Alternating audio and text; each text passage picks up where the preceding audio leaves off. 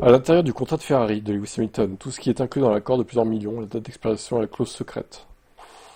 Alors, déjà, bon, on va prendre tout ça avec des pincettes parce qu'on n'est pas dans les contrats, voilà. Je préfère vous prévenir que ne peut-être pas croire à 100% cet article, j'ai envie de vous dire.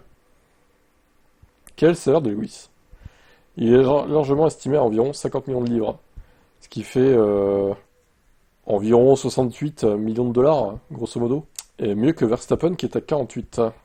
Le premier poste d'Hamilton en rouge chez Ferrari a largement compensé son salaire élevé par le nombre de sponsors affichés.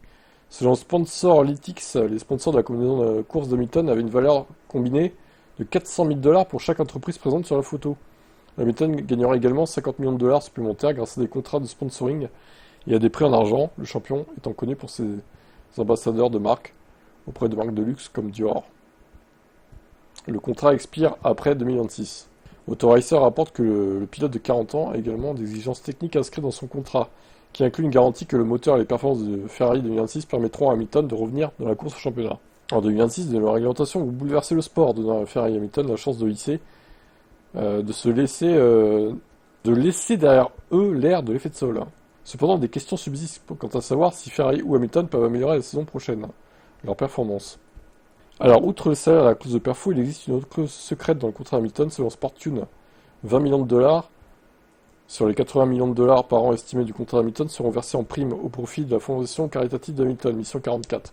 Le contrat d'Hamilton avec Ferrari sera également différent de celui de Leclerc. Le contrat d'Aston Monégasque étant un contrat step-up, avec une base fixe qui augmenterait d'année en année. Fin de l'article. Ok, bon.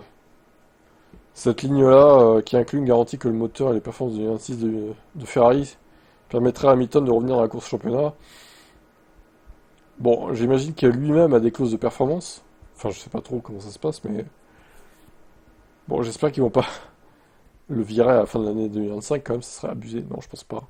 Il y a trop à perdre, il y a trop en jeu, trop d'argent en jeu, et j'espère que lui va pas rage quitte la F1 après cette année aussi de dégoût, mais bon. Je pense que voilà, il est quand même plus fort que ça mentalement, Lewis. Enfin, j'ose espérer quand même. S'il partait comme ça, la queue entre les jambes, ce serait vraiment abusé, quoi. Je trouve, ce serait décevant de sa part. J'espère qu'il fera pas ça, hein.